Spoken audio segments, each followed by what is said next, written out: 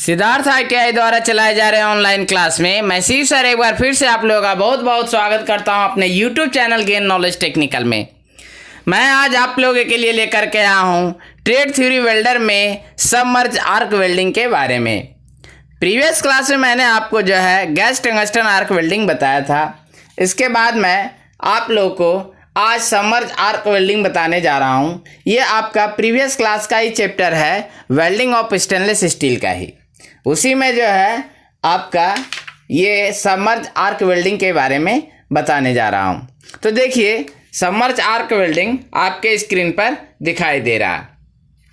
यह प्रोसेस बहुत तेज और ओवरहीटिंग की समस्या को कम करने वाला प्रोसेस होता है, जिसमें इलेक्ट्रोड बेस मेटल की अपेक्षा क्रोमियम या कोलम्बियम की अधिक मात्रा होती है का प्रयोग किया जाता है, जिससे थोड़े से होने वाले नुकसान को पूरा किया जा सके। सबमर्ज आर्क वेल्डिंग का पिक्चर मैं आपको दिखाई दे रहा हूँ। देखिए ये आपका फिगर है जो सबमर्ज आर्क वेल्डिंग इस प्रोसेस के द्वारा किया जाता है। इसमें प्रयोग किए जाने वाला जो फ्लक्स होता है वो स्टैंडर्ड जो है न्यूट्रल होता है या पाउडर की हुई मेटल के साथ स्पेशल फ्लक्स बनाया जाता है, जिससे ऑक्सीडेशन के द्वारा होने वाले नुकसान की जो है क्षतिपूर्ति की जा सके। बेस मेटल की एलॉय कंपोजिशन में कुछ सुधार ला सके, इस मटेरियल पर अधिकतर जो आपका डीसी पावर का प्रयोग किया जाता है। कभी कभी जो है भारी मटेरियल्स की वेल्डिंग के लिए या तो अल्टरनेटिंग करंट AC या डायरेक्ट DC करंट का प्रयोग किया जाता है। करंट का जो वैल्यू है वो प्लेन माइल स्टील की मोटाई के बराबर मोटाई की वेल्डिंग के लिए जिसका जो मान है अपेक्षा कुछ कम रखा जाता है। तो इस प्रकार से हम सबमर्ज आर्क वेल्डिंग का प्रोसेस पूरा करते हैं। अब जानते हैं वेल्ड डीके के बारे में, जिसे हम हिंदी में वेल्ड हास के नाम से जानते हैं।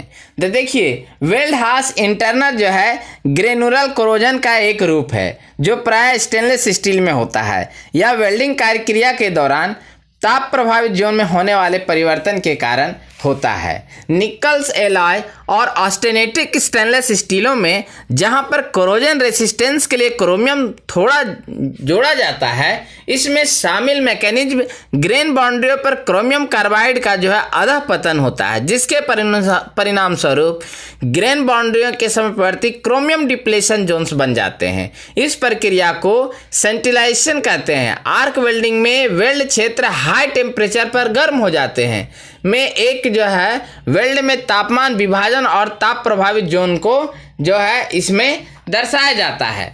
तो ये आपका जो है वेल्ड डीके है, जो वेल्ड डीके के नाम से जाना जाता है, जिसे हम हिंदी में वेल्ड हास कहते हैं। अब वेल्ड हास का आपको पिक्चर मैं आपको स्क्रीन पर दिखाने जा रहा हूँ। देखिए ये आपका वेल्ड डीके है जिसमें वेल्ड हास होता है। आप जब गौर से देखिएगा पिक्चर को तो देखिए किस तरह से जो स्टील का जो इसका इंटरनल जो स्ट्रक्चर होता है उसमें कैसे परिवर्तन होगा इसको दर्शाया गया है।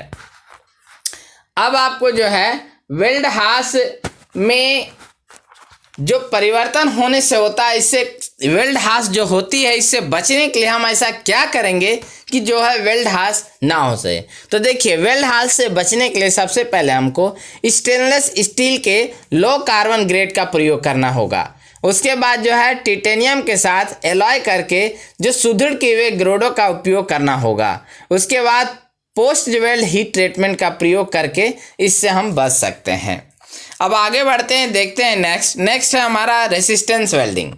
रेसिस्टेंस वेल्डिंग क्या है प्रीवियस क्लास में भी मैंने बताया था। आज मैं इसका आपको इन रेसिस्टेंस वेल्डिंग के बारे में थोड़ा सा डिप्लरी नॉलेज तो नहीं, थोड़ा सा इसके बारे में बताने जा रहा हूँ कि यह ऑस्टेनेटिक स्टेनलेस स्टील को किसी भी रेसिस्टेंस वेल्डिंग प्रोसेस के द्वारा वेल्ड किया जा सकता है।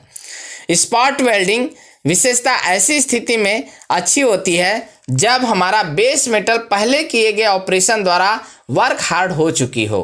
प्रयोग किए जाने वाला जो वेल्डिंग करंट है माइल्ड स्टील के लिए प्रयोग होने वाले करंट की अपेक्षा अधिक होता है और प्रेशर जो इसका होता है वो एक समान इक्वल होता है।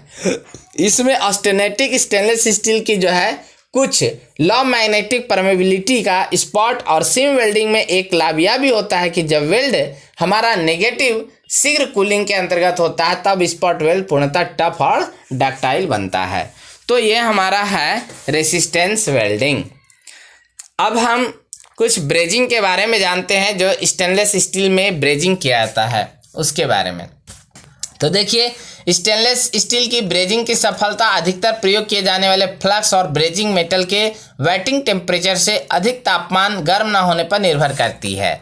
स्टेनलेस स्टील की ब्रेजिंग के लिए प्राय सिल्वर ब्रेजिंग एलॉय का प्रयोग किया जाता है, और जो हम टेम्परेचर देते हैं वो ऑक्सी एसिटिलीन फ्लेम, या जिसमें हम न्यूट्रल फ्लेम बनाते हैं, इसके द्वारा हम ये फ्लेम तैयार करके अब हम अच्छी जो है क्वालिटी के फ्लक्स का प्रयोग करके अच्छी जो है क्वालिटी का ब्रेजिंग प्राप्त कर सकते हैं। ब्रेजिंग के बाद बाकी बचे फ्लक्स को दूर करने के लिए एक हाई प्रेशर स्टीम या गर्म पानी के जेट का प्रयोग किया जाता है। ब्रेजिंग जॉइंट की जो संरक्षक होती है कोरोसिव घोल के साथ संपर्क में नहीं लाना चाहिए। अब देखिए, स्टील की सोल्डरिंग जॉइंट की सरफेसों के तेल, ग्रीस आदि को दूर करके पूर्णतः साफ कर देना चाहिए और उन्हें फाइलिंग या एमरी क्लॉथ का प्रयोग करके रफ बना देना चाहिए। प्रयोग किए जाने वाले फ्लक्स अधिक सक्रिय प्रकार के होते हैं, जिससे क्रोमियम ऑक्साइड की फिल्म को पूरी तरह से काटा जा सके, और प्रयोग किए जाने वाले सोल्डर में कम से कम 50% टीन होनी चाहिए। तो ये आपका स्टीललेस स्टील में आपका ब्रेजिंग करने के लिए आवश्यक होता है। तो आज के लिए इतना ही। अब मैं इससे संबंधित MCQ क्वेश्चन आपके लिए कल लेकर के आऊँगा। तब तक आप लोग सुरक्षित रहें, सतर्क रहें। बहुत बहुत धन्यवाद। Thanks for watching.